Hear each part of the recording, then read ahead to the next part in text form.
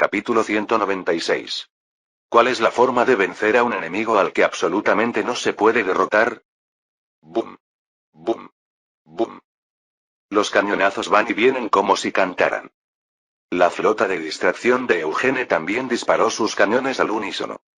Aunque sea una flota compuesta principalmente por fragatas, cuando dos barcos se mueven como uno solo, suman al menos 100 cañones. Por supuesto, no pueden moverse con la libertad de los navíos británicos, pero la flota de distracción tenía una ventaja única. Haber llegado tarde. Por eso podían entrar disparando con calma desde el exterior. Sin embargo, a pesar de esta posición ventajosa, la flota de Eugene se enfrentó a una situación desconcertante. De repente, Hipólito, tambaleándose por el mareo, sacó la lengua. Dios mío, realizar un contraasedio en esta situación. ¿Eso es un barco o un caballo? Como si estuviera cabalgando, el capitán de la retaguardia Miller conducía su barco. Actualmente, en el oeste de la bahía de Aboukir, el flanco izquierdo francés y la formación de retaguardia británica son así. 10 navíos de línea comandados por Miller, Ood y Scott golpearon directamente el flanco izquierdo francés. En esa situación, la flota de distracción de fragatas de Eugene avanzó desde el oeste. Pero el comandante de la retaguardia, Miller, en esta situación, se acerca en dirección opuesta, rodeando a la flota de Eugene. Es realmente una asombrosa habilidad de navegación. En ese momento, se produjo un estruendo. ¡Bum! La Roche-Jacqueline, Surcouf y Chaillet gritaron sorprendidos. ¿Qué demonios? Se ha producido una explosión en el centro. ¿Eso es? Es el Orient. Dios mío, almirante Bruce. Eugene, también estupefacto, miró hacia donde se alzaban las llamas y preguntó. ¿Bruce no estaba a bordo del Marie-Louise? No. En esta batalla naval, el Marie-Louise está en la retaguardia. El Orient era el barco donde estaba el almirante Bruce. Dios mío. Eugene se tambaleó y agarró la barandilla. Es una situación donde el barco enemigo puede abrir fuego en cualquier momento. La cubierta del Horus tampoco es segura en absoluto. Sin embargo, Eugene, sin importarle, apretó los dientes y miró fijamente al navío de línea. En ese instante, la mano de Eugene golpeó la barandilla. Golpe. Cuando todos estaban a punto de sobresaltarse, un grito desgarrador brotó de la garganta de Eugene. Con todo lo que preparamos, ¿por qué? Bruce había muerto. Lo había salvado en Tolón, había formado parte del cartel juntos, y se había destacado en la conquista de Córcega. Pero tampoco desconocía que Bruce pudiera morir en Egipto. Por eso distrajo a los británicos, introdujo nuevas armas, e incluso llevó a cabo una operación de distracción. A pesar de todo, el Orient, el buque insignia de Bruce, está ardiendo. Convertido en una enorme bola de fuego que tiñe de rojo la bahía de Aboukir. De repente, alguien sujetó el hombro de Eugene. Era la Roche-Jacqueline, un hombre de piel morena envuelto en vendajes. Patrón. No es momento para esto. Lo sé. Comienza el fuego. Sí. Capitán Chaillet, dispare con todas sus fuerzas. Chaillet apretó los dientes y corrió hacia la batería de cañones. Entendido. Toda la flota. Esto es venganza, hagamos pagar la sangre del almirante Bruce. Los marineros del Horus, con los ojos inyectados en sangre, se abalanzaron sobre los cañones. El Horus también es un navío de línea de primera clase. Además, los 100 cañones están compuestos por modelos nuevos. Entre ellos, el mejor es el cañón instalado en la proa, el cañón explosivo de retrocarga Beauharnais de gran calibre. La boca del cañón de gran calibre apuntó hacia el frente. Chirrido, chirrido, chirrido. La orden de fuego de Chaillet cayó. Fuego. 100 proyectiles volaron simultáneamente por el aire. Boom. Boom. Boom. Normalmente, la velocidad de disparo de la flota británica es mucho más rápida. Pero debido al ataque sorpresa, la confusión causada por la bandera británica, y la habilidad de la tripulación del Horus. Por una diferencia mínima, el fuego del Horus impactó primero directamente en el Majestic. ¡Bum! La escena del Majestic explotando se desarrolló sobre el mar. Impacto. El proyectil ha destruido el costado mismo. Mira eso, es una explosión. Oh, eso. Mira ese agujero expuesto. Parece un polvorín, En ese momento, Eugene se abalanzó sobre el cañón de gran calibre. Dispararé yo mismo. Aparece la notificación de caracteres plateados. Capitán enemigo, Westcott. Ya ha destruido 3 navíos de línea franceses. Eugene giró el cañón y encendió la mecha. Swish, boom. Con un fuerte retroceso, el proyectil voló por el aire y golpeó el polvorín del Majestic. Boom. La escena que acababa de ocurrir frente a Alejandría se repitió exactamente igual. El Majestic explotó, y el Cealous, que estaba a su lado, también se vio envuelto en la explosión. Mirando fríamente cómo los marineros británicos saltaban al mar, Eugene ordenó. Avance a toda velocidad. Tenemos un solo objetivo. A finales del siglo XVIII, hay 2 comandantes invencibles. En tierra, Napoleón. En el mar, Nelson. ¿Cómo derrotar a estos 2 hombres? Eugene lo sabe. Matándolos. El HMS Victory. La flota de distracción de 13 barcos, liderada por el Horus, comenzó a penetrar por el centro. Frente a Alejandría, el HMS Victoria, también avanza a toda velocidad. El buque insignia enemigo ha sido destruido. Ahora romperemos su línea y aniquilaremos completamente su retaguardia. Nelson gritó riendo animadamente. En realidad, Nelson tampoco está en perfecto estado. Si solo se hubiera librado un duelo de artillería a distancia, no habría sufrido daño alguno. Pero al arriesgarse con su táctica de penetración, el Victory también estaba dañado en varios lugares. Sobre todo, Nelson también había sido alcanzado y llevaba un vendaje en el brazo derecho.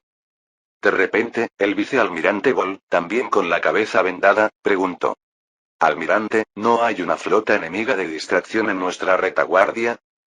¿Eso qué importa? De todos modos, es una flota compuesta principalmente por fragatas. No podrán atravesar a Oddi Miller. Entendido. Victory, Orión, Theseus. Aniquilad la formación trasera enemiga. Enviad señales con banderas. Literalmente, el buque insignia había tomado la posición de vanguardia. Ondea. Ondea. Ondea. Justo cuando el abanderado del Victory estaba a punto de enviar señales manuales, en el lado opuesto estalló el grito de Ganteaume. Dios mío. Vienen, la flota enemiga. La flota mediterránea francesa no había luchado eficazmente en esta batalla. Los principales capitanes, Ganteaume, Decrès y Villeneuve, todavía están en la retaguardia. ¿Por qué? Porque la flota británica era demasiado rápida, innovadora y temeraria. Por supuesto, la flota francesa había adoptado la formación de línea tradicional. Pero la flota británica, increíblemente, intentó una penetración frontal con un doble envolvimiento. Normalmente, usando tales tácticas, sería natural quedar atrapado en el fuego en línea y ser aniquilado. Sin embargo, con su fuego rápido y tácticas de choque, los británicos habían logrado esta temeraria operación, el llamado toque de Nelson. Entre quienes observaban esta situación desde la retaguardia estaba Villeneuve. El hombre que en la historia original también huiría y sobreviviría en Trafalgar. Debemos huir. Villeneuve. ¿Qué estás haciendo? ¿Por qué no te mueves desde ahí? Si seguimos así, todos seremos aniquilados. ¿Qué hacemos? Mientras Ganteaume gritaba y Decrès se oponía a regañadientes. Sin embargo, Villeneuve dudó y luego decidió. Huir. Es lo mismo que Villeneuve hará en la batalla del Nilo en la historia original. Sí, mejor huir. En ese momento, un navío de línea apareció repentinamente en la retaguardia de Villeneuve. Swoosh. Sorprendido, Villeneuve miró hacia atrás. ¿Podría ser un navío de línea británico acercándose? Afortunadamente no era así. Pero era un navío de línea inesperado. Porque había aparecido el navío de línea que solía operar el ahora fallecido almirante Bruce. ¿El Marie Louise? ¿Quién demonios?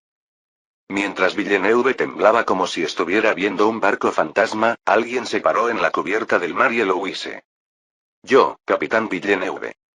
Era Louis Joseph Caffarelli Ufalga, el general de una sola pierna, quien estaba allí. El problema es que Caffarelli es del ejército de tierra. Villeneuve, estupefacto, gritó. No, general Caffarelli. ¿Por qué está usted aquí? Yo originalmente era de la marina. Al igual que mi familia. He venido aquí para encabezar el destacamento de represión en la retaguardia. ¿Destacamento de represión? Caffarelli, con los ojos brillantes, gritó con voz potente. Así es. Seguramente no estarás planeando huir, capitán Villeneuve. Villeneuve se quedó sin palabras. De hecho, en la historia original, la verdadera razón por la que Villeneuve huye es porque realmente estaban derrotados. La línea se había roto completamente desde la explosión del Oriente y no podían luchar. Pero, ¿qué pasa ahora? Villeneuve, mirando hacia el frente, apretó los dientes. En medio de todo, la batalla aún continúa, centrada en la flota de distracción. Si huye en esta situación, sin duda asumirá la responsabilidad de la derrota total cuando regrese a su país. Por supuesto que no.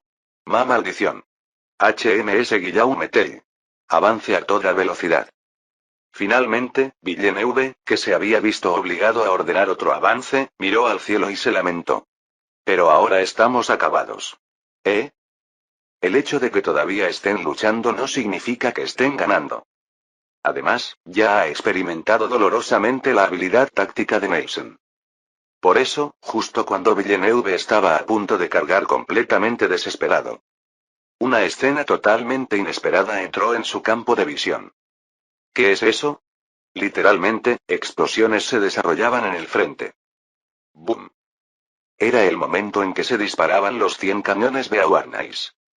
Un fuerte impacto sacudió el HMS Victory. ¿Qué fue esa explosión? Nelson se tambaleó y se agarró a un mástil del barco. En realidad, a pesar de su reputación como gran comandante naval, Nelson era de segunda clase como marinero. Uno de los problemas es que sufría de intensos mareos. Ahora, justo cuando le dio un mareo después de girar continuamente, recibió el impacto del camioneo. De repente, el capitán del buque insignia, Berry, corrió a informar. Hemos sido alcanzados, almirante. Ya lo sé. Lo que quiero decir es que esto no es simplemente ser alcanzados. Es una explosión.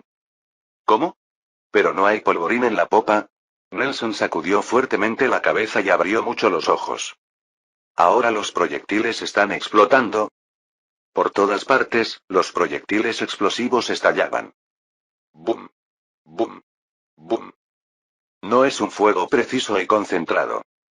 Más bien, son literalmente disparos en todas direcciones mientras avanzan. Normalmente, un fuego tan disperso sería proporcionalmente débil y tendría muy poco efecto de ataque.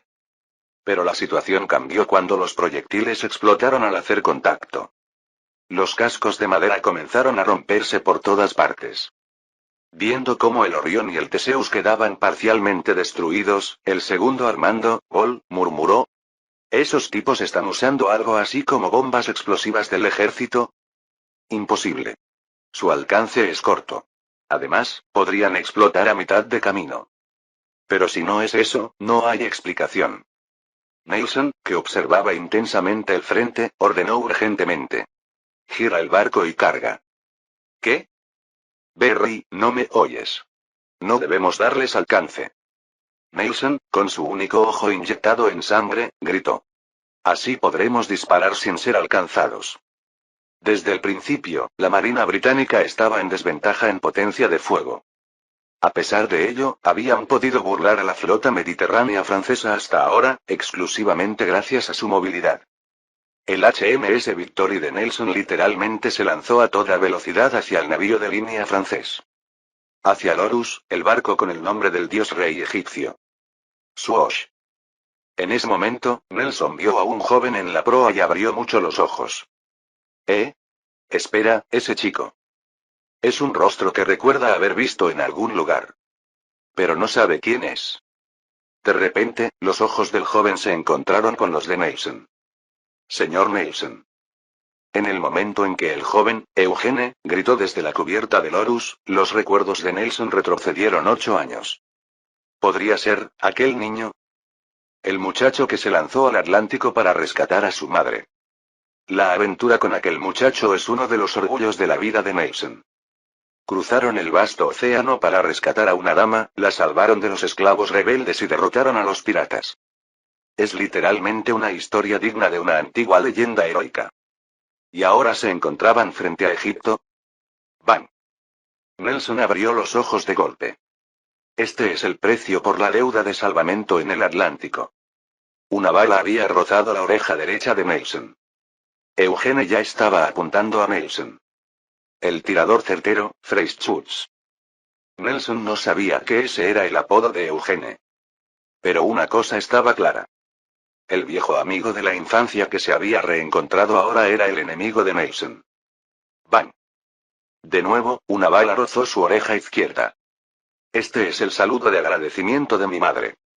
Dios mío, muchacho. Realmente te has convertido en marino. Asombroso. Cállate.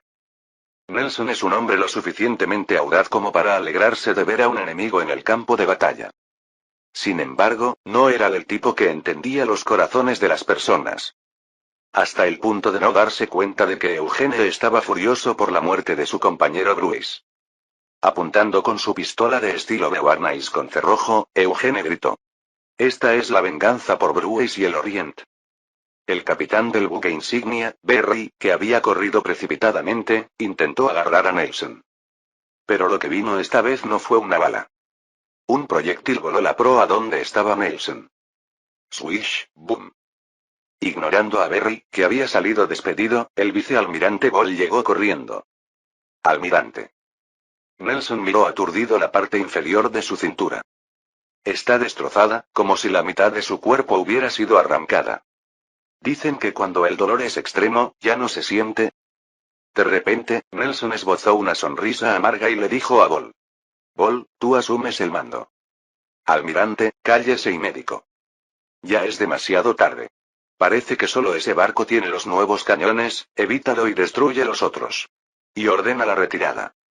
El único ojo de Nelson vio la cubierta del Horus alejándose nuevamente. La figura del joven Eugene se desvanece. Recuerda hace 8 años, cuando cruzó el Atlántico con pura determinación. Esos fueron buenos tiempos. Tanto para Nelson como para Eugene. Ah, ese pequeño ha crecido tanto. Qué lástima. No haber podido tomar una copa juntos. No viertas eso en el barco. Después de reprender a Berry, que apresuradamente traía ron para verterlo en la herida, Nelson susurró al aire. Emma, un beso para ti. Lo hago mejor que tu marido. 11 de septiembre de 1797. Nelson venció en el Nilo, y murió. Capítulo 197. ¿Cuándo se produce el mayor número de bajas en una guerra? ¿Cuándo los ejércitos de ambos bandos se enfrentan? Tal vez cuando quedan atrapados en un cerco y son aplastados. ¿O durante la retirada desordenada tras una derrota? Aunque las bajas ocurren en todos esos momentos, la verdadera respuesta es otra. Es justo cuando se cree que la batalla ha terminado. Especialmente cuando ambos ejércitos, llenos de hostilidad, desatan una masacre indiscriminada. Boom. Boom. Boom. Aunque el sol se ha puesto y la noche ha caído, el bombardeo continúa. El hecho de que Nelson haya muerto no significa que la cadena de mando de la Armada Británica se haya derrumbado. Al contrario, los capitanes enfurecidos se comportaban como locos intentando hundir los barcos enemigos. Además, si fuera un ejército regular, podrían atraer y rodear a un adversario exaltado, pero en una batalla naval esto no es tan fácil. Solo la habilidad para maniobrar los barcos en el mar determina los movimientos. Las voces de Ralph Miller, Thomas Trowbridge y David Gould resonaban en el mar. Mátenlos. Vengan al almirante. ¿Qué dices? ¿El almirante ha muerto? ¿Cuándo? Cállate y dispara. Debemos romper el frente. El vicealmirante Ball observó la escena con desaliento. Esto es problemático. Actualmente, Ball había logrado mover el maltrecho buque insignia Victory y se había retirado. A pesar de ser de noche, las continuas explosiones de los navíos de línea iluminaban el mar como si fuera de día. Por ello, podía ver con terrible claridad los barcos británicos que se hundían. La flota británica del Caribe se estaba desmoronando en medio de la batalla continua. Vicealmirante Ball. La formación enemiga no cede. De repente, el ayudante del almirante, Collingwood, corrió a informar. Collingwood, que había sido ayudante de Nelson, también había sobrevivido. Pero, como Ball, estaba en estado de pánico. Era una situación que requería un cambio de estrategia, pero no podía ofrecer un consejo adecuado. Bol suspiró y sacudió la cabeza. Realmente, resisten indiscriminadamente hasta el final. ¿Qué hacemos? ¿Seguimos luchando? ¿Tiene sentido, Collingwood? Mientras observaba los barcos franceses de retaguardia que resistían disparando hasta el final, Bol chasqueó la lengua. El que mató al almirante ya está escapando lejos. Está abandonando el campo de batalla. Sorprendentemente, la flota de señuelo de Eugene se estaba retirando. El acorazado Marie-Louise, comandado por el manco Caffarelli, les bloqueaba el paso. Debido al Marie-Louise, que amenazaba con disparar si se retiraban, la flota francesa de retaguardia no podía escapar. Finalmente, los capitanes de retaguardia, incluido Villeneuve, que en la historia original habían huido, estaban siendo forzados a luchar. Aún así, debido al gran número de cañones en los navíos franceses, la flota británica estaba teniendo dificultades. Bol tomó una decisión. Collingwood. Dispara bengalas de señal. El buque insignia enemigo ha desaparecido. Debemos luchar hasta el final. Cállate. Bol reprendió a Collingwood, que aún no había recuperado la compostura. Que nuestra flota del Caribe regrese a salvo es también una misión. El enemigo no está solo aquí. El problema mayor está en la propia Inglaterra. De hecho, las palabras de Bol son precisas. En Francia continental ya están preparando una fuerza expedicionaria dirigida a la rebelión irlandesa. Incluso si desconocen esta situación, Alejandría, prácticamente territorio enemigo, está muy cerca. Tener dificultades aquí significa básicamente que hay un alto riesgo de quedar aislados. ¡Bang! La bengala de señal fue disparada ruidosamente. ¿Retirada? Miller, Trowbridge y Gould gritaron al ver la señal. ¿Retirarnos ahora, cuando estamos ganando? Si luchamos un poco más la formación enemiga se romperá. ¿Quién ha dado esa orden? Esperen, allí. De repente, Gould gritó mientras miraba hacia donde se había disparado la bengala. Es el Victory. La noticia de la muerte del almirante se había extendido por toda la flota. Sin embargo, era evidente que el buque insignia seguía siendo el Victory. En el ejército, lo más importante es la cadena de mando. Con el corazón afligido, los capitanes británicos comenzaron a lidiar sus barcos rechinando los dientes. Naturalmente, el más indignado era el vicealmirante Alexander Ball. No sé quién eres, pero vengaré esta afrenta. Había visto morir a Nelson frente a sus ojos. Había visto al joven que rugió hacia Nelson y le disparó. Aunque no conocía su nombre ni su identidad, ese era el enemigo de su amigo Nelson. Ball gritó mientras veía desaparecer a Lorus en la distancia. Nos veremos en el mar, joven capitán francés. Te mataré, lo juro. Por supuesto, desconocía el triste hecho de que Eugene nunca volvería a salir al mar. En el puerto estaban quienes habían observado toda esta batalla naval desde el amanecer hasta bien entrada la noche. Francia ha perdido, ¿verdad? No es así. De repente, el intérprete Gawari preguntó con voz temblorosa. Espere, secretario Gawari. Aún no lo sabemos. Oye, ¿eras la subjefa del cuerpo de enfermería? Escapa de aquí ahora mismo. ¿Qué tonterías estás diciendo? Gawari, viendo a la bella mujer saltar junto a él, sacudió la cabeza. Eres una mujer hermosa. Si los residentes de Alejandría se enteran de la derrota, te capturarán y ultrajarán. Rápido, huye hacia donde está la unidad del ejército. La insignia de teniente coronel, subjefa del cuerpo de enfermería, brillaba en su pecho. De repente, la subjefe sonrió mientras se quitaba el sombrero. Era Pauline, la hermana de Napoleón y tía adoptiva de Eugene. Pauline Bonaparte apartó ligeramente la mirada ante las explosiones, los gritos y los soldados moribundos que veía frente a ella. A pesar del caos, confirmó que el Horus estaba a salvo. Gracias por elogiar mi belleza. Pero no te preocupes por eso. ¿Qué dices? Esto no es una broma. Hay muchos residentes hostiles a Francia en esta zona. ¿Cómo crees que llegué aquí en primer lugar? Mira allí. Entonces Gawari vio a la caballería que acechaba detrás de Alejandría. Brrrr. Cuando el caballo que encabezaba la fila bostezó de cansancio, el portaestandarte silbó. Hijo. Lástima que mi caballo no sea un Pegaso.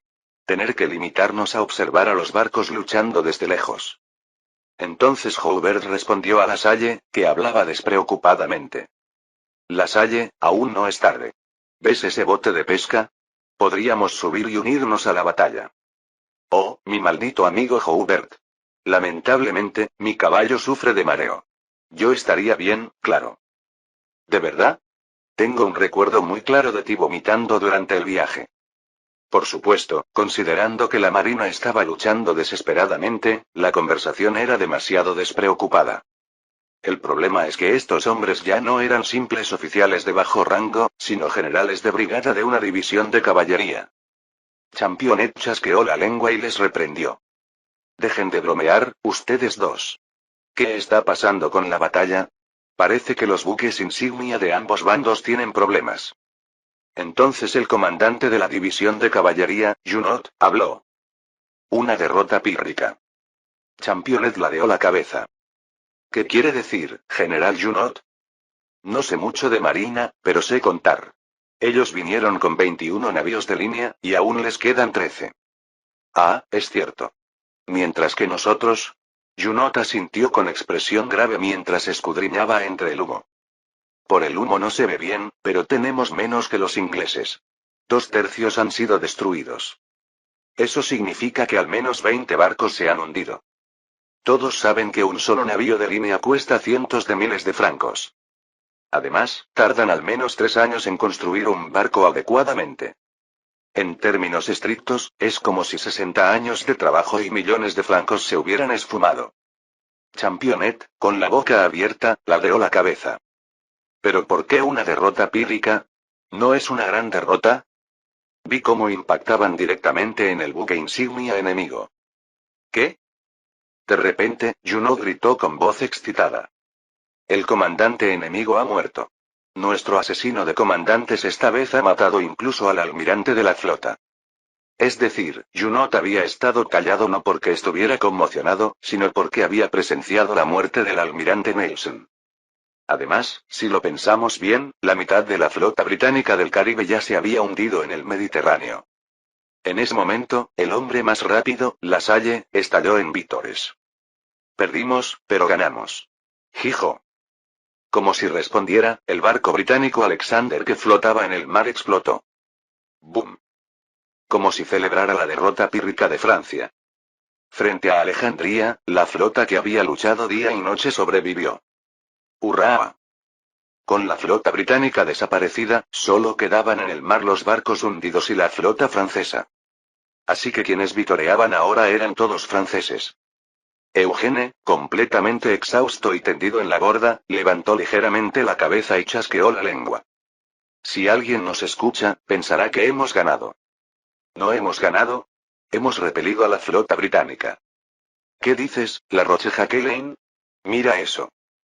Eugene señaló el mar con el brazo, apenas capaz de levantarlo, y suspiró. Solo nos quedan 13 navíos de línea. 13 barcos. Por supuesto, tener 13 navíos de línea es en sí mismo un poder tremendo. Sin embargo, muchos de los navíos que Eugene había salvado con tantas dificultades en Toulon se habían hundido en el mar. De alguna manera, se sentía como si todo su trabajo en Toulon hubiera sido en vano. Pero Robert Surcouf se reía a carcajadas, excitado por alguna razón. Así que solo perdimos 1 o 2 barcos más que el enemigo. Ja, ja. No te alegres. El almirante ha muerto. El almirante Bruce. La mayoría de los marineros han sobrevivido. Mire allí.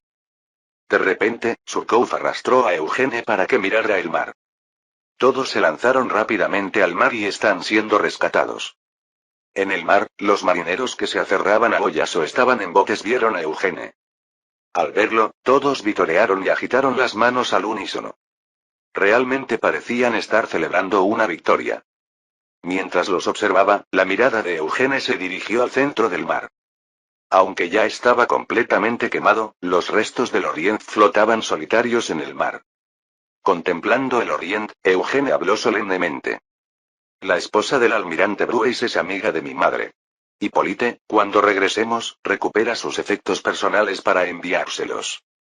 De repente, Hippolyte, que estaba a su lado moviendo los ojos, hizo un saludo militar. Entendido, general Bonaparte. En este momento, todos los presentes en el mar probablemente compartían el mismo sentimiento que Hipólite.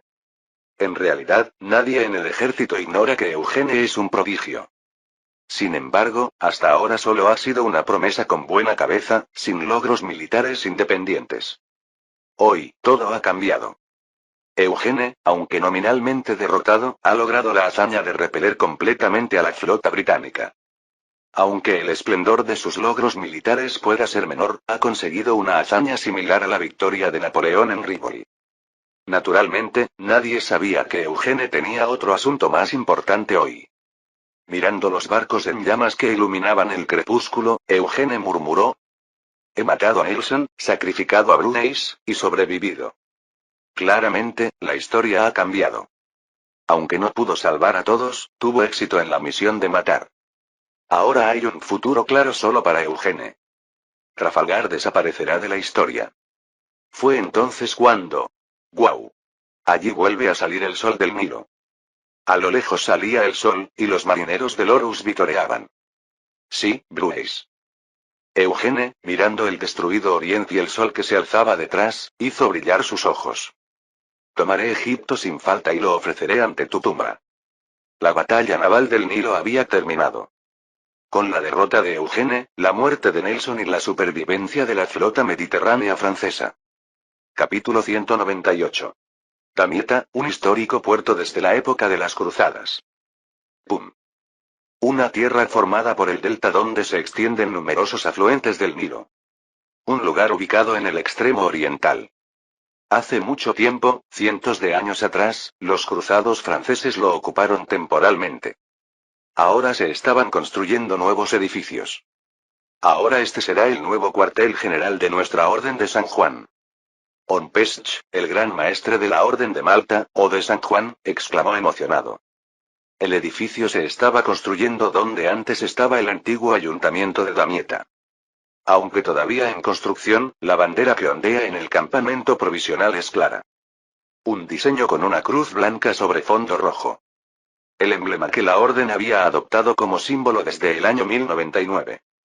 De repente, un joven de 16 años con uniforme azul se paró junto a Onpech. He cumplido mi promesa, gran maestre. Las charreteras con 2 estrellas brillaban intensamente. Eugene Freyschutz Bonaparte, jefe de Estado Mayor del Ejército Expedicionario Francés en Egipto. Onpech, mirando a Eugene, habló con un rostro aún emocionado. Lo reconozco, General Bonaparte. Darnos Damieta y una parte del delta, esto es más territorio del que pudimos conseguir incluso en la época en que protegíamos Tierra Santa. Tierra Santa, es decir, la región de Palestina. Hace unos 800 años, los cruzados conquistaron la región de Palestina y establecieron el reino de Jerusalén. En aquel entonces, la Orden de San Juan, conocida como Hospitalarios o Caballeros de Socorro, sirvió como vanguardia en la protección del reino. Recibieron numerosas fortalezas, incluido el cuartel general de Jerusalén. Pero nunca habían ocupado un territorio tan amplio. Y ahora, el ejército expedicionario francés en Egipto había entregado toda la región de Damieta a la orden. Eugene había cumplido la promesa que hizo cuando trajo a la orden desde Malta. Por supuesto, desde el punto de vista del ejército expedicionario francés, en realidad estaban presumiendo con tierra ajena. Mientras pisaba la tierra de Damieta, que estrictamente hablando aún era legalmente territorio turco, Eugene sonrió. Ahora se han convertido en la orden de Damieta, no de Malta. Entonces, ¿deberán cambiar su negocio? ¿Qué quiere decir? Que ya no pueden luchar contra los piratas berberiscos como antes. Además, deben firmar un contrato no solo con el Vaticano, sino también con el Comité Militar francés. Cuando Eugene entregó un documento de una página, Onpech lo recibió y abrió mucho los ojos. ¿Un concordato entre la administración militar francesa en Egipto y la Orden de San Juan? Concordato. En la historia original, este era el nombre del tratado que Napoleón firmó con el Vaticano. Eugene había tomado prestado el nombre a ese acuerdo. Como el primer acuerdo entre la Orden de San Juan y la administración militar francesa en Egipto. Ese es el nombre oficial. Suena bastante grandioso. Pero, esto es un poco extraño.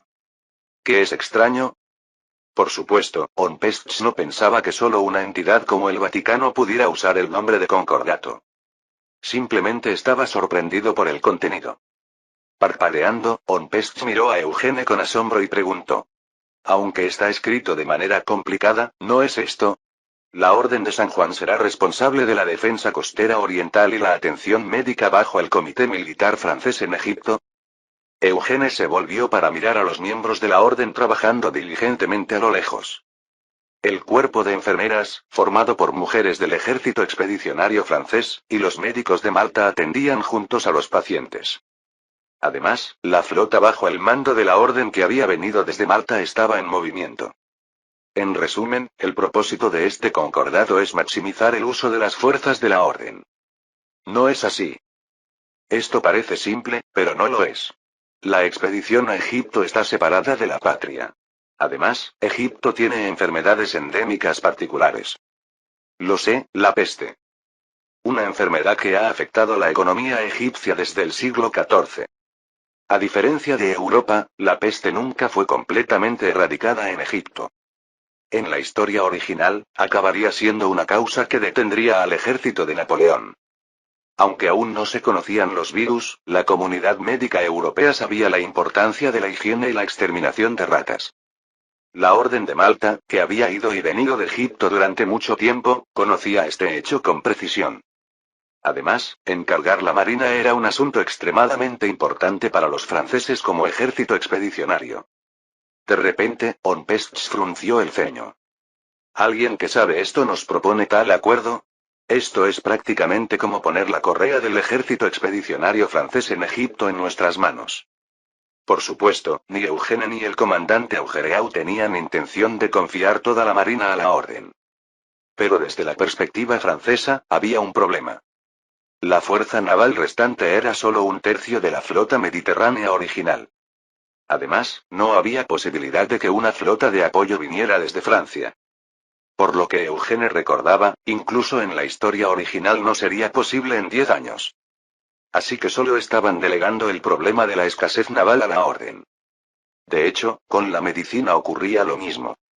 La realidad médica era que el cuerpo médico del ejército expedicionario francés era totalmente insuficiente. Sin embargo, en lugar de decir la verdad, Eugene decidió actuar con descaro. Con una ligera sonrisa, Eugene señaló el acuerdo. Entonces, ¿pueden darnos la correa de la orden? ¿Qué significa eso? ¿Eso? El acuerdo tiene 2 páginas. Hay un memorando en el reverso. Fue entonces cuando Onpest se dio cuenta de que había 2 acuerdos superpuestos. Una página para el acuerdo oficial entre el ejército expedicionario y la orden. Y otra página para el acuerdo no oficial detrás. Eugene, mirando el acuerdo no oficial, dijo.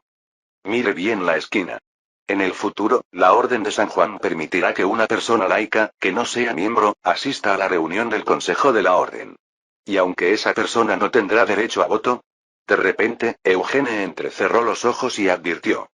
Tendrá derecho de veto. El Consejo de la Orden, el órgano de decisión suprema de la Orden de San Juan, compuesto por maestres de cada nacionalidad.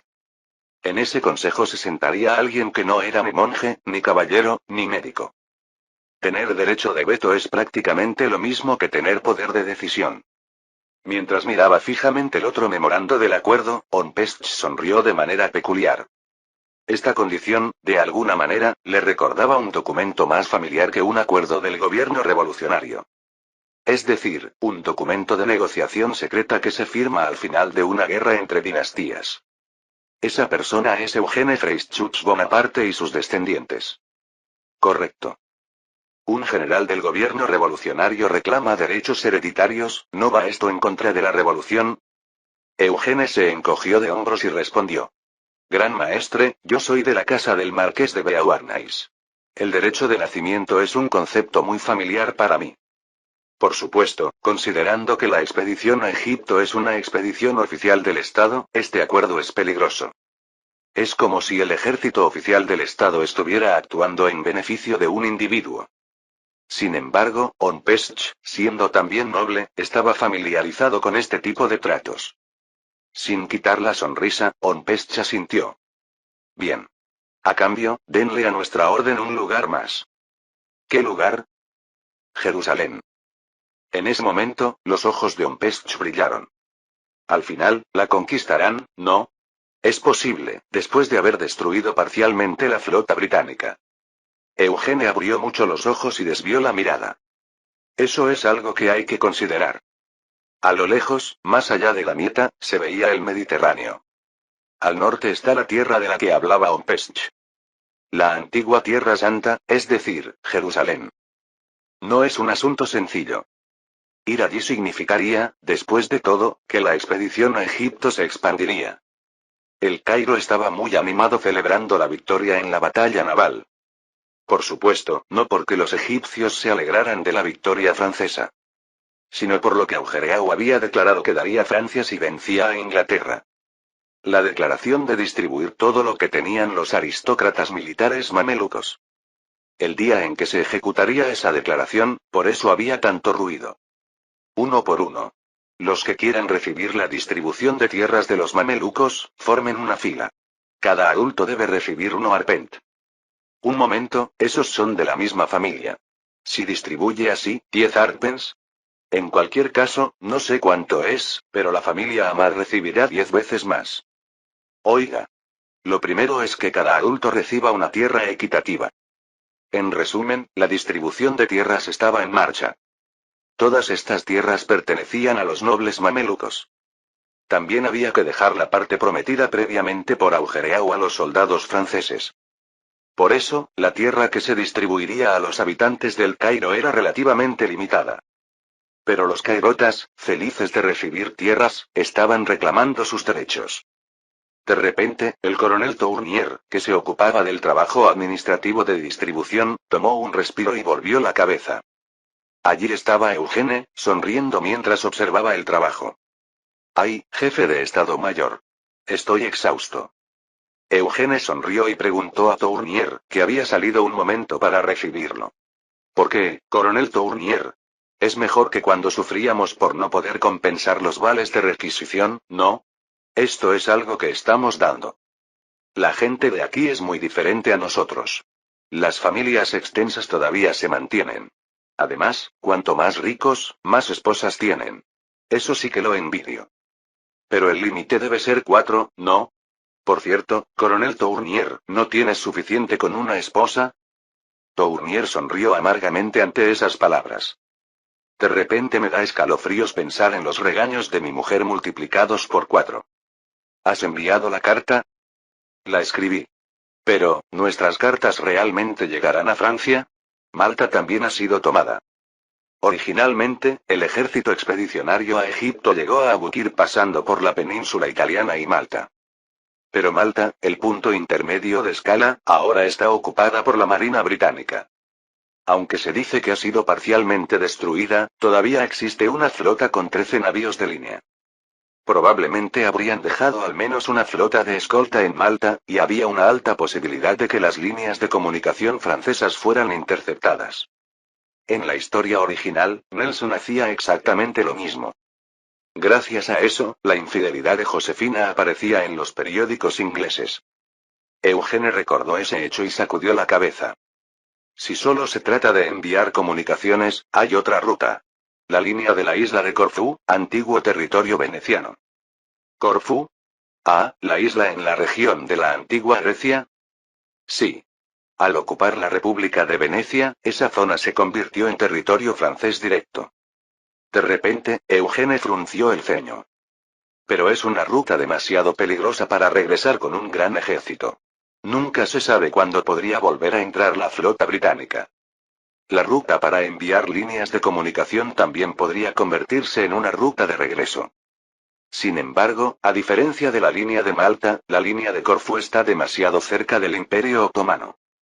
Por eso, existe un gran riesgo de encontrarse con la Marina Otomana mientras se navega. Naturalmente, la Marina Otomana no sería rival para la francesa, pero el problema es que hay una alta posibilidad de encontrarse con la flota del Caribe de Gaulle en el ínterin.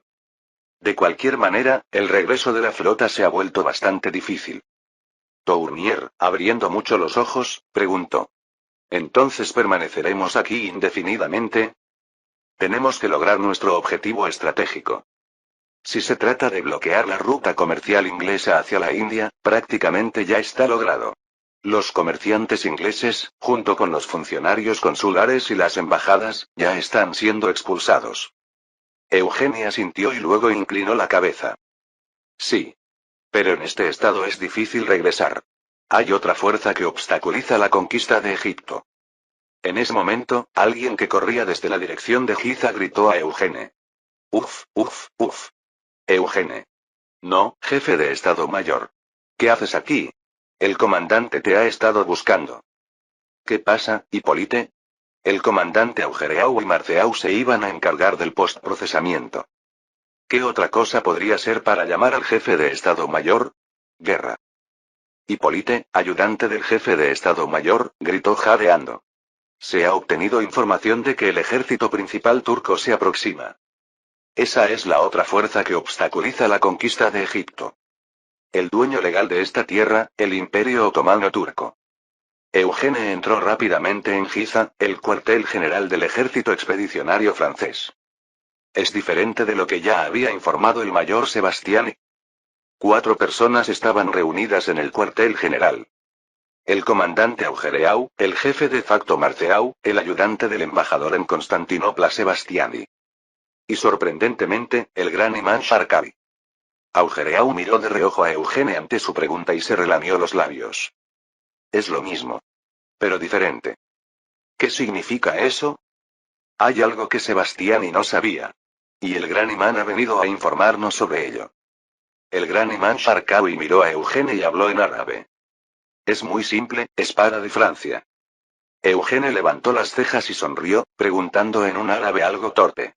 ¿Qué apodo más extraño? Considérelo un título honorífico. ¿Sabe que el visir del imperio, Yusuf Ziyaudin, viene liderando a los jenízaros? Lo he oído. Es la noticia que trajo Sebastiani aquí. Pero tendremos tiempo, ¿no? Sin embargo, Sharkawi negó con la cabeza. No es así. Los enemigos vendrán pronto. Por mar. Sharkawi, como alto jurista islámico, tiene muchos discípulos. Además, lo visitan peregrinos musulmanes y comerciantes. Por eso, no era extraño que conociera información que los franceses desconocían. Sin embargo, que vinieran por mar, incluso Eugene no pudo evitar sorprenderse ante estas palabras.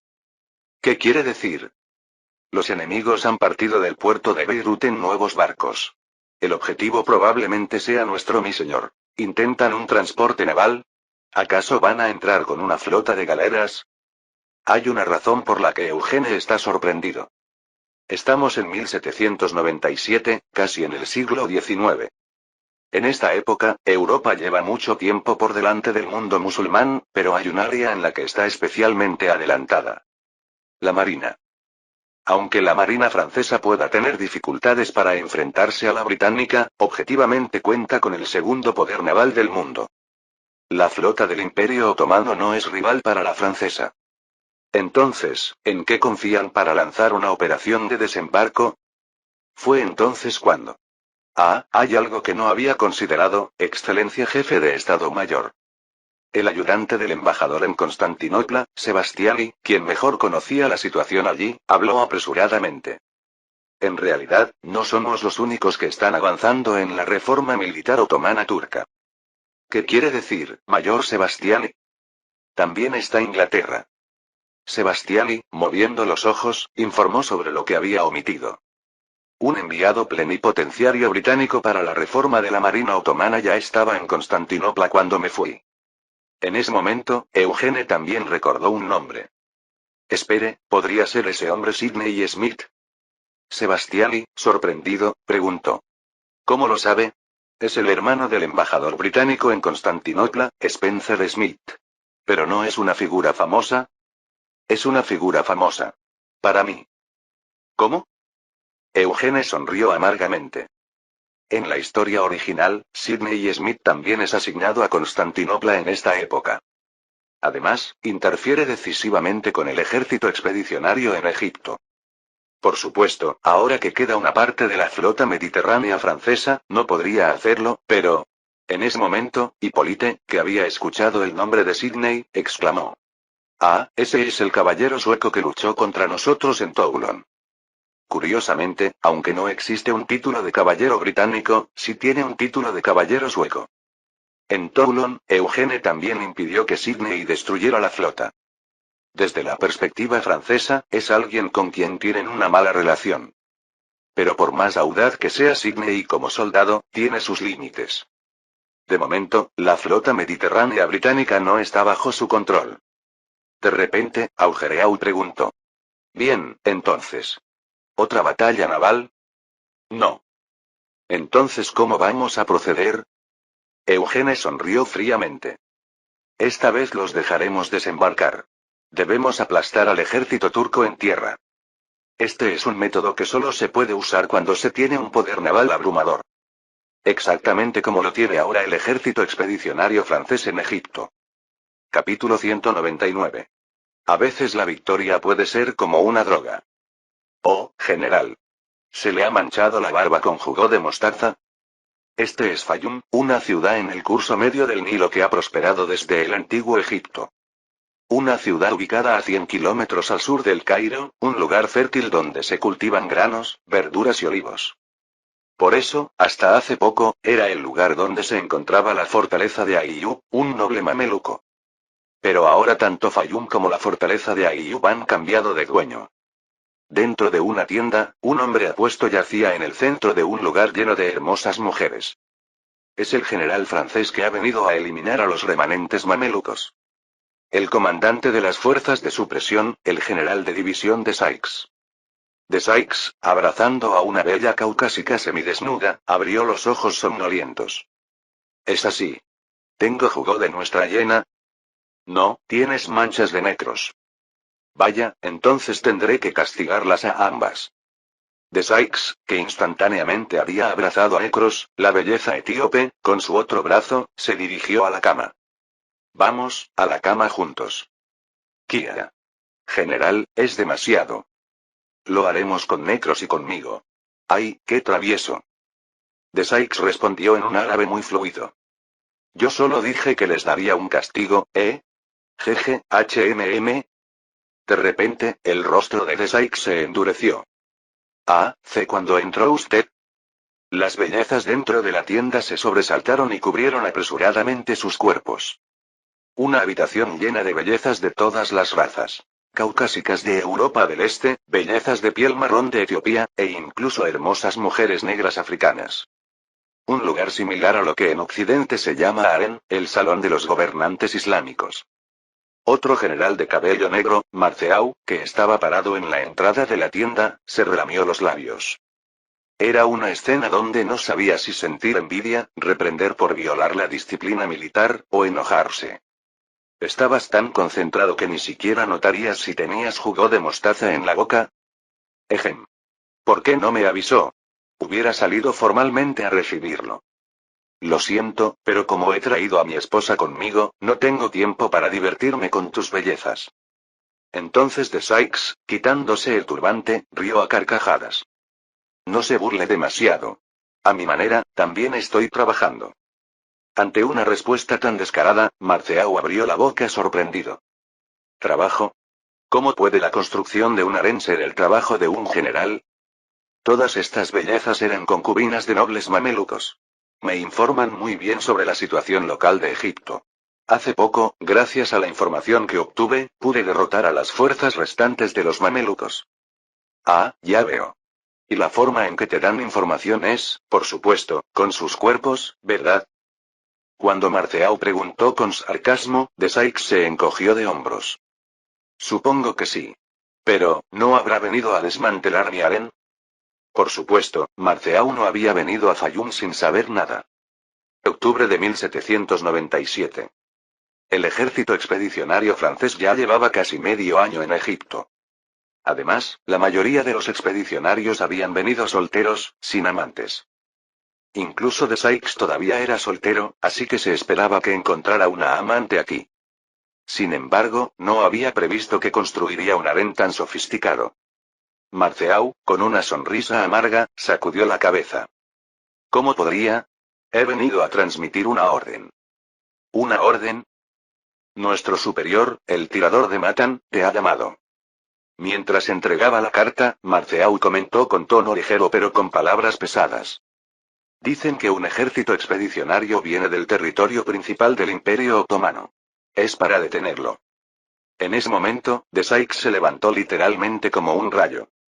Habían pasado casi 6 meses desde el final de la llamada Batalla de las Pirámides. Desde entonces, de Sykes había estado principalmente ocupado eliminando a los remanentes mamelucos dispersos por Egipto. Aunque había oído hablar de una rebelión en el Cairo y de la derrota de la flota británica en Abu Qir, para de Sykes eran noticias lejanas. Tenía que llevar a cabo una campaña de limpieza cansada pero necesaria. La razón por la que pasaba su tiempo libre divirtiéndose con bellezas en el harén era para soportar este aburrimiento. Y ahora, finalmente, se acercaba otra batalla adecuada. El héroe de la fuga de Baviera, de Sykes, hizo brillar sus ojos. Por supuesto, debo ir. Entonces, ¿esta vez también es una movilización de todo el ejército? No. Solo irás tú y tu división. ¿Qué? De Sykes, incrédulo, abrió la boca esta vez. ¿Me está diciendo que detenga al cuerpo del ejército del Imperio Otomano yo solo? ¿Es eso lo que está diciendo? Sin embargo, Marceau simplemente asintió con la cabeza, sonriendo como si fuera obvio. Sí. Esa es la razón por la que nuestro jefe de Estado Mayor Freischütz te ha llamado. Fue un día en que un rayo cayó repentinamente sobre de Sykes, que disfrutaba de sus días en el harén. Por supuesto, esto no es en absoluto un plan de Eugene para matar a de Sykes. Jefe de Estado Mayor, esto es absurdo. Por más débil que sea el enemigo, pedirme que lo detenga solo con mi división. Al ver a de Sykes, que había venido corriendo a El Cairo literalmente como un rayo, Eugene sonrió ligeramente. Probablemente había dejado atrás su harén. De hecho, incluso en la historia original, de Sykes pasaba su tiempo en Egipto recolectando bellezas y disfrutando de placeres carnales. Pero Napoleón tampoco reprendió especialmente a de Sykes por esto. Porque originalmente de Sykes era quien perseguía a Murad Bey, que de otro modo habría escapado, y avanzaba hasta el curso superior del Nilo. Por el contrario, aunque poco conocido, de Sykes era un maestro del ataque móvil rápido. Hasta el punto de destacarse en todo Egipto, lleno de desiertos. Esta es la razón por la que Eugene eligió a de Sykes entre los 5 generales de división. ¿Ha escuchado sobre la situación enemiga? Por supuesto. 3,000 infantes al estilo francés, 4,000 de caballería, 5,000 de esos temibles genízaros. Y además de los 3,000 infantes originales, otros 20.000 reclutas adicionales de Siria. Un total de 35,000 tropas. ¿Tu cálculo es preciso? Así es. 3,000 Nizam, 1 Zedid, 5,000 Genízaros, 4,000 Sipáis de Anatolia, caballería, y 5,000 infantes comunes. A esto se suman 20.000 infantes adicionales reclutados mientras pasaban por Siria y Anatolia. Así que un gran ejército de 35,000 se acerca por barco. Pero Eugene tenía una información más que le había proporcionado el gran imán Sharkawi. Eugene, que estaba escribiendo el plan de operaciones, dijo. Pero falta algo importante. Se estima que el enemigo tiene menos de 30 cañones. En ese momento, la expresión de Sykes mostró interés. ¿Los cañones son incluso menos que los del ejército mameluco? Así es. Interesante, ¿verdad? Pero tengo entendido que quienes les enseñaron a usar los cañones fueron nuestros oficiales franceses. Entonces Sebastiani, que estaba junto a Eugene observando la situación, añadió rápidamente. Bueno, se les presentaron los cañones Gribeauval. Pero solo se fabricaron menos de 5. Parece que no tuvieron tiempo suficiente. Eso significa que la mayoría de los cañones que posee el ejército del Imperio Otomano son anticuados. Lo más importante en la infantería moderna es la proyección de potencia de fuego. Si el número de cañones es pequeño, se convierte en una batalla que vale la pena enfrentar. El ejército francés ya posee más de 100 cañones para uso terrestre. Mientras de Sykes se acariciaba la barbilla, sumido en sus pensamientos, Eugene sonrió y preguntó. ¿Ha oído? Una información muy tentadora. Sin embargo, todavía hay algo que no entiendo. ¿Qué es? De Sykes miró fijamente a Eugene. Hace un mes, usted logró un éxito sorprendente en Agukir. Fue una derrota. Mató al comandante enemigo y destruyó parcialmente la flota inglesa. Ningún almirante naval ha logrado tal hazaña, no solo después de la revolución, sino incluso antes. Ni siquiera su tío abuelo. A su manera, de Sykes también es miembro de la antigua nobleza. Por lo tanto, también conocía la casa del marqués de Beauharnais, que había ascendido a través de la marina. Sin embargo, la razón por la que de Sykes mencionó específicamente al tío abuelo de Eugene, el almirante Franois de Beauharnais, no era para elogiarlo. Más bien, era para reprenderlo. ¿Por qué no utiliza la marina que dejó después de lograr tal hazaña? Los 12 navíos de línea son una fuerza suficiente para detener la flota enemiga. Eugene miró tranquilamente a de Sykes y le dijo. Tanto los turcos como los egipcios aún no lo saben, general de Sykes. De Sykes no entendió inmediatamente y solo parpadeó. En realidad, incluso Augereau no entendió cuando Eugene mencionó por primera vez que era necesario un desembarco. Esta es una idea que solo puede ocurrírsele a alguien que puede ver la guerra como una extensión de la política. Los militares puros tienen más dificultades para concebirla. Eugene, desplegando el mapa de operaciones, preguntó. Supongamos que saben que todavía tenemos una flota de navíos de línea. ¿Vendrían aquí? No vendrían. Si fuera yo, huiría. Una decisión sabia. Aunque arruinaríamos un poco nuestro estilo, nuestras fuerzas terrestres quedarían intactas. En ese momento, el bastón de mando de Eugene señaló el delta de Egipto en el mapa. Entonces, no seguiría Egipto teniendo un factor de inestabilidad. Por lo tanto, el enemigo debe desembarcar en tierra egipcia. Sin falta. Así que, esto es lo que quiere decir. Supongamos que Eugene detiene la flota enemiga en el mar. La batalla en sí podría ser fácil. Sin embargo, como resultado, aunque parte de la marina otomana se hundiera, existe una alta probabilidad de que la mayoría del ejército escapara. Todavía quedaría una fuerza militar peligrosa apuntando a Egipto. Además, el pueblo de esta tierra, Egipto, podría empezar a tantear la situación. Es necesario hacerles ver con sus propios ojos cuál es más fuerte, el Imperio Otomano o la República Francesa. De Sykes, que había entendido todo esto, asintió con la cabeza, pero frunció el ceño. ¿Respondería entonces a mi última pregunta que no entiendo? Por supuesto. Puedo adivinar la pregunta. ¿Por qué te envío solo a ti? Veo que lo sabe. La guerra no es un juego. Eso de derrotar a muchos con pocos es solo una fantasía de novatos. Si es posible, hay que aplastar al enemigo con toda la fuerza. Eugene sacudió la cabeza. La premisa es incorrecta. ¿Cómo? No vamos a luchar con pocos. Solo tu división, general de Sykes, aparecerá ante el enemigo. Además, esto es una prueba. Eugene, que acababa de terminar de escribir el plan de operaciones, entregó el documento a de Sykes haciendo brillar sus ojos. Una prueba para elegir la unidad que participará en nuestra retirada. Al ver el plan, de Sykes se quedó paralizado por un momento y luego exclamó. Lo haré. Yo solo, definitivamente los derrotaré. En este momento, se decidió la división que participaría en la retirada de Eugene. En la oscura noche del Nilo, Augereau recibió a Eugene en su habitación. Esto es un plagio de la batalla del Nilo. Augereau evaluó concisamente el plan de Eugene después de verlo. Pero desde el punto de vista de Eugene, es un poco injusto. Después de todo, quien dirigió la batalla del Nilo fue el fallecido Nelson, y esta operación es terrestre. Es una batalla terrestre. No, estás tratando de manejarla exactamente de la misma manera. Señuelo, distracción y emboscada. Así es como ganaremos decisivamente. Eugene, señalando el plan, habló claramente. Lo importante es el resultado. El resultado de que el ejército francés derrote al gran ejército turco. Y ese resultado sacudirá a todo el Imperio Otomano. Augereau golpeó el plan con los dedos, sumido en sus pensamientos. No hay nada que objetar en este plan. Sin embargo, hay algo que lo perturba.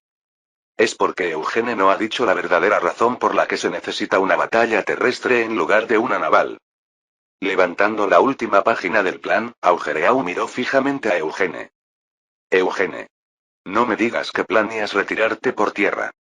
Eso depende de lo bien que lo haga de Sykes. ¿Qué quieres decir? Eugene miró fijamente a Augereau y se encogió de hombros. Aniquilación total. Si no es así, tendremos que dedicarnos a la conquista completa de Egipto, sin hablar de retirada. Así que, depende de Sykes. Octubre de 1797. Una encrucijada se acerca al ejército expedicionario francés en Egipto, que ha aniquilado a los mamelucos y matado a Nelson. Junto con la batalla contra el ejército del Imperio Otomano que viene cruzando el Mediterráneo. Capítulo 200. La estrategia ortodoxa para atacar Egipto, un país rodeado por el desierto, es una sola. Sería un ataque simultáneo por mar y tierra. Ja ja ja. Aquí hay un hombre cuya vida es la fortuna y la aventura misma. Apenas tiene 33 años. Sin embargo, su carrera comenzó cuando participó en la Guerra de Independencia de Estados Unidos a los 13 años, a los 26 participó en batallas navales entre Suecia y Rusia donde obtuvo el título de caballero, y a los 29 se encontró con Napoleón en Tolón.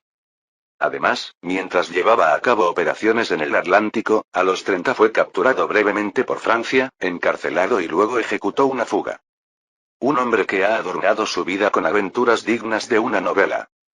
Pero en noviembre de 1797, este hombre se encuentra curiosamente en el Mediterráneo Oriental, justo frente al puerto de Damieta. Se ha convertido en almirante de la flota de transporte del ejército anglo-otomano. El nombre del hombre es William Sidney Smith, hermano de Spencer Smith, embajador británico en Constantinopla. Mientras Sidney reía alegremente, el gran visir otomano Ziauddin habló solemnemente. Es correcto. Sin embargo, nuestro cuerpo turco no pudo cumplir con la fecha, almirante Smith. Gracias a usted, pudimos llegar hasta mi señor. ¿No es esto ayuda mutua? Nuestra flota de Gran Bretaña pronto llegará también. Entonces tendremos un ataque simultáneo por mar y tierra. No sé si ha escuchado, pero es el famoso Nelson. Aunque no nos llevamos bien. Supongo que entrarán en la bahía de Abukir. Ziauddin, que estaba evaluando la geografía de Egipto, asintió. Si nuestro ejército lucha junto con la Marina británica, seremos verdaderamente invencibles. Espero contar con su colaboración cuando luchemos contra Rusia en el futuro. Sidney giró sus ojos juguetones y luego dirigió rápidamente su mirada hacia el puerto. Por supuesto. Bueno, ocupémonos primero de los franceses. Oh, es ese Damieta. En realidad, Sidney y Ziauddin desconocen un dato muy importante. El hecho de que la élite enviada por Inglaterra, la flota del Caribe, fue parcialmente destruida recientemente y se retiró al Mediterráneo occidental. La flota de Sidney fue enviada hace ya un año. Una flota compuesta por fragatas y barcos de transporte que prioriza la movilidad. Durante ese tiempo, ha estado operando en el Mediterráneo oriental, liderando la promoción de los intereses británicos. Especialmente, no hace falta decir que ha estado a la vanguardia para resolver el reciente problema de Egipto, un asunto urgente para el Imperio turco. Se decidió que se encargaría del transporte del cuerpo militar en lugar de la marina turca, que se ha quedado atrás comparada con las marinas europeas. Sin embargo, antes de partir de Beirut, Sidney solo escuchó que Nelson vendría, pero no recibió noticias después. Aunque su relación con Nelson era mala, tenía plena confianza en las habilidades de Nelson. Por eso, incluso mientras se dirigía a Damieta, Sidney no se preocupó en absoluto por la marina francesa. Todos estarían enfrentando a Nelson o habrían sido derrotados por él. Ziauddin pensaba de manera similar. La prueba es que no se ve ni un solo barco defendiendo frente a Damieta ahora mismo.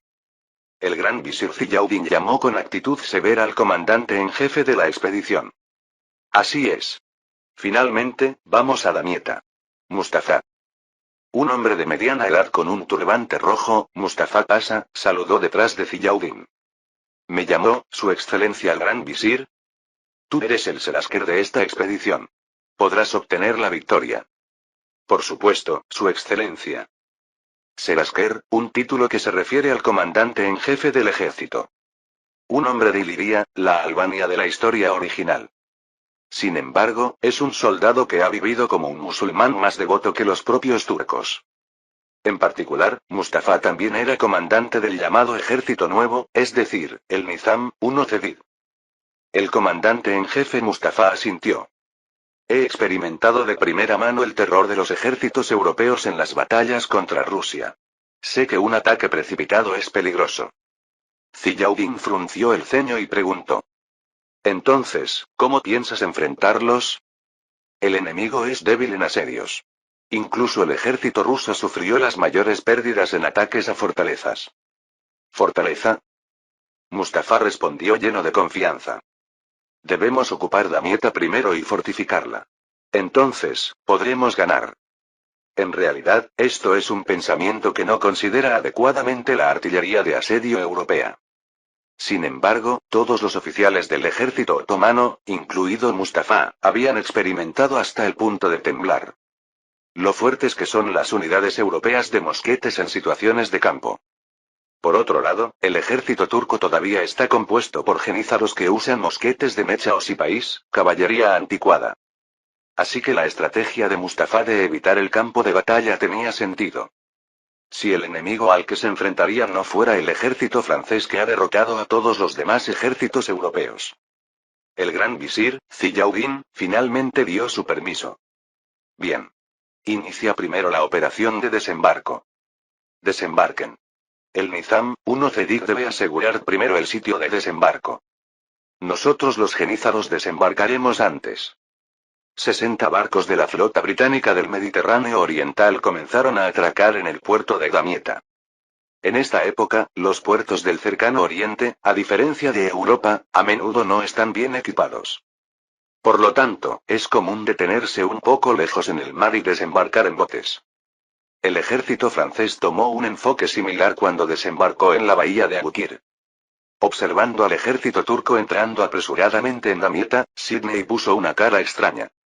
Esto se debía a que los genízaros del ejército antiguo y el Nizam, 1 Cedik del ejército nuevo estaban saltando a tierra como si compitieran entre sí. Era como ver soldados escoceses e ingleses, si se compara con Gran Bretaña. Pensando que el gran visir podría sentirse avergonzado, Sidney se echó a reír y dijo. Todos están llenos de entusiasmo. Ja ja ja. A propósito, traje tanto al ejército nuevo como al ejército viejo de los genízaros. ¿Qué quiere decir? El gran visir Ziyaudin respondió con un destello en su único ojo. Creo que su espíritu competitivo hará que nuestro ejército sea más fuerte. Al menos no se retirarán vergonzosamente del campo de batalla. Las palabras de Ziyaudin tienen sentido. Lo más importante en una expedición es la moral del ejército. Incluso el suministro se puede resolver con saqueos, pero la moral es difícil de restaurar en territorio enemigo. El enfrentamiento entre el ejército antiguo y el nuevo al menos hace que el entusiasmo de los soldados arda, aunque solo sea por la competencia. Mustafa también aprovechó esto al máximo. Bien, entonces. Estableceremos el campamento aquí hoy y mañana marcharemos hacia Damieta. Ordenó construir un campamento en la costa de Damieta. Normalmente, los soldados que han completado largas marchas o movimientos están agotados. Naturalmente, el ejército otomano también estaba lleno de fatiga y descontento. Sin embargo, los soldados se miraron entre sí y finalmente se levantaron para tomar sus palas. Si ellos no lo hacían, sus rivales del otro bando obtendrían méritos primero. Pum, pum, pum. Mientras los ejércitos nuevo y viejo cavaban apresuradamente compitiendo entre sí. Tum, tum, tum. De repente, Mustafa, que supervisaba la construcción del campamento, se sobresaltó y saltó sobre su caballo. ¿Qué? Eso es. A lo lejos, se ve levantarse el polvo de una marcha. A la cabeza está la caballería. Pero detrás se ve la marcha de infantería con uniformes azules. Los que Mustafa había visto hasta el cansancio mientras luchaba contra Rusia. Infantería de línea al estilo europeo. Sin darse cuenta, temblando como un álamo, Mustafa dio órdenes apresuradamente. Es el enemigo. Formen filas inmediatamente. No, los soldados de infantería deben construir el campamento. Pasa. ¿Qué está diciendo? Debemos enfrentarlos inmediatamente. Es difícil ganar contra el ejército francés en campo abierto. Ismail pasa. Apresurando a Ismail, el comandante genízaro que se armaba rápidamente, Mustafa exclamó. Debemos levantar una barricada de inmediato. Así se decidió la postura de la expedición a Damieta. Con una defensa inmediatamente después del desembarco. A finales de la era moderna, la marcha en el momento adecuado es un arte en la táctica. Primero, la exploración debe hacerla una persona, lo que no es fácil. Además, al llevar a cabo expediciones en países extranjeros, no en territorio propio, es frecuente cometer errores por desconocer la geografía o el clima de la región. Incluso si se ha confirmado toda la información a través de los locales, hay otros problemas, como en este caso. Cuando el enemigo cruza el mar. En el mar, hay que mantenerse a distancia para no ser descubierto por el enemigo, y luego avanzar en el momento adecuado. Por lo tanto, inevitablemente será una marcha muy difícil. El hombre que tuvo éxito en este arte, de Sykes de la ofensiva rápida, se acarició su hermoso mentón. Esto es ridículo. Dirigiéndose a su superior, que siempre habla con formalidad, el ayudante, Saint Cyr, preguntó. ¿Hay algún problema, general? General de brigada Saint Cyr. ¿No ve la postura defensiva de ellos? Sí, la veo. ¿Están fortificando completamente el sitio de desembarco? Están bien equipados con cañones, parece difícil acercarse. Mirando a Saint Cyr, que una vez luchó bajo Moreau, de Sykes esbozó una sonrisa amarga. Si el amigo de Sykes, Davout, hubiera estado aquí, habría entendido fácilmente lo que de Sykes quería decir. Pero Davout, lamentablemente, se quedó en Francia para unirse a la expedición irlandesa. Ojalá Davout estuviera aquí. ¿Perdón? ¿Qué quiere decir? Nada, nada. De todos modos, ya que el enemigo está preparado con una postura defensiva completa, nosotros también debemos usar un enfoque directo. De Sykes miró a otro general que había corrido 250 kilómetros desde el Cairo hasta Damieta.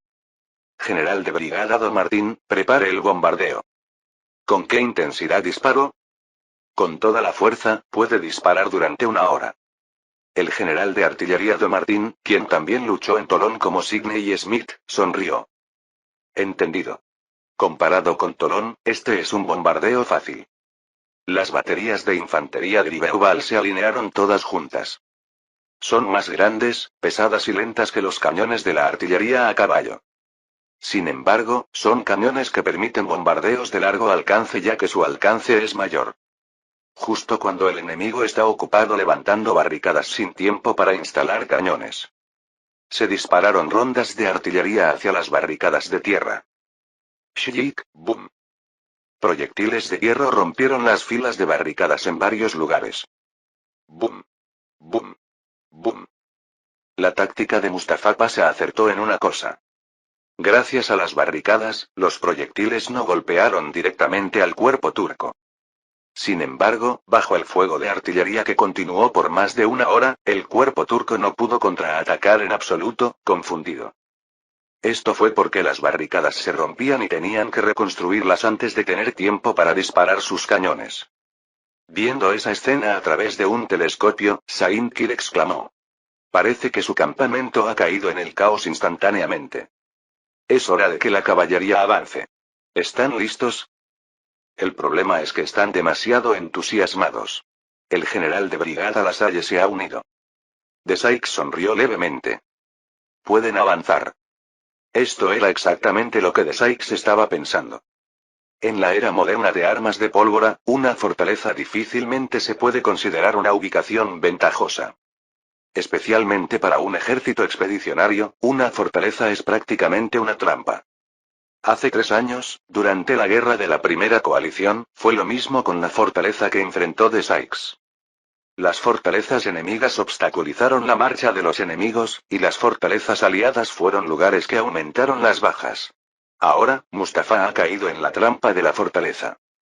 Mientras de Sykes estaba sumido en sus pensamientos, los cazadores ligeros de la Salle avanzaron como una tormenta. ¡Io! Vamos, muestra el espíritu de los húsares franceses. Si el enemigo carga, disparen. Caballeros empuñando rifles Ferguson de retrocarga en lugar de sables cargaron. Tum tum tum. Son apenas unos 300 jinetes. Sin embargo, como el ejército turco estaba tan intimidado, ninguna unidad salió a enfrentarlos. La Salle disparaba alegremente. Bang. Clic, cric, bang. Clic, cric, bang. Saint Cyr, viendo esa escena desde lejos, se echó a reír. Vaya, son muy pasivos. La caballería enemiga ni siquiera sale a pelear. ¿De verdad vamos a ganar solo con nuestra división? No, debe haber unidades activas en el ejército enemigo también. ¿Cómo lo sabe? De Sykes, maestro de la ofensiva rápida pero también experto en reconocer la situación del enemigo, sonrió cortésmente. Esa paciencia es artificial. Probablemente esperan que nuestro ejército entre profundamente. Pero, hay algo que el enemigo no sabe. La respuesta natural de un ejército es contraatacar cuando es atacado. Sin embargo, el ejército turco, por muy asustado que esté, no se mueve en absoluto. Esto significa que deliberadamente el comandante los está conteniendo. Quizás están esperando a traernos dentro de las barricadas. Pero hay algo que el ejército turco, enfrentándose por primera vez al ejército revolucionario francés, no sabe. Al igual que la caballería de la Salle, todos en nuestro ejército somos profesionales en tácticas de atracción. Después de todo, la división de Sykes es un grupo de veteranos que resistió la táctica de atracción del archiduque Carlos. Dentro de la barricada temporal, todos los comandantes presionaban al Serasker Mustafa. ¿Hasta cuándo debemos aguantar, pasa? Mustafa observó el frente con ojos inyectados en sangre. El número enemigo es de apenas unos 10.000. Nosotros tenemos una ventaja abrumadora. Más que subestimarlos, es razonable pensar que el ejército dirigido a Damieta de la expedición francesa avanzó precipitadamente. Entonces, es probable que el ejército francés tampoco esté bien preparado. Sin embargo, el bombardeo ha continuado durante más de una hora.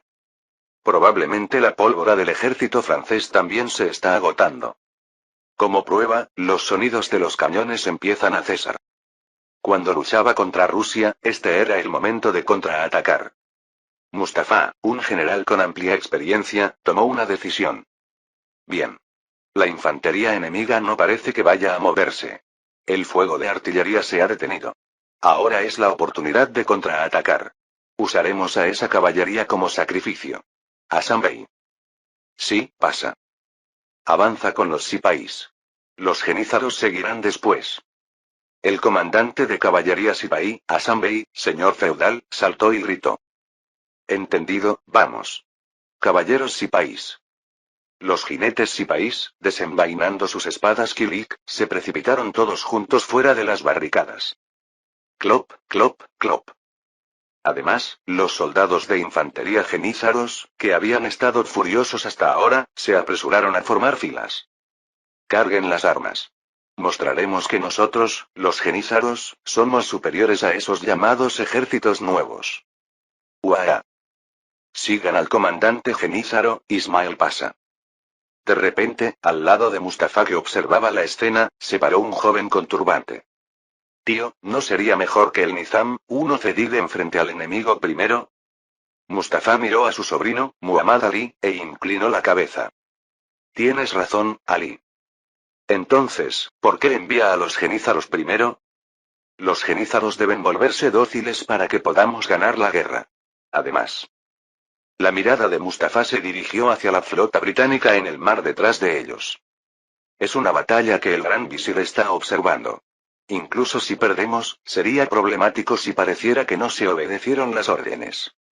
Así que Mustafa debe prestar atención a tres cosas a la vez. El enemigo frente a él, el ejército francés. El Nizam, uno cedid y los genízaros que luchan entre sí internamente. Y también su superior, el gran visir tuerto Ziyaudin. Si el oponente de Mustafa hubiera sido el ejército ruso, esta estrategia podría haber funcionado. Pero el oponente es el ejército francés, vencedor de la guerra de la primera coalición. Además, los comandantes son Augereau, conquistador de los Países Bajos, y Eugene, el perdedor de la batalla del Nilo. Por eso Mustafa no tenía idea de que los cañones sonarían desde atrás. Shik, boom. Mustafa, parpadeando, giró la cabeza. ¿Qué es eso? En ese momento, Muhammad Ali, aún joven y con buena vista, gritó. Tío, estamos en problemas. Mire allá. Pero para entonces, Mustafa ya estaba viendo la misma escena. Boom. Boom. Boom. Un total de 13 enormes barcos. Navíos de línea de 3 pisos que parecen torres se alinearon en el mar. Los barcos de guerra más modernos de Europa, que se dice que cada uno lleva al menos 100 cañones. Junto con el sonido de 100 cañones disparando, Ali gritó. La flota francesa está bombardeando. Era el momento en que la flota francesa del Mediterráneo, que sobrevivió a la batalla del Nilo, llegaba a Damieta. Fin del capítulo 200.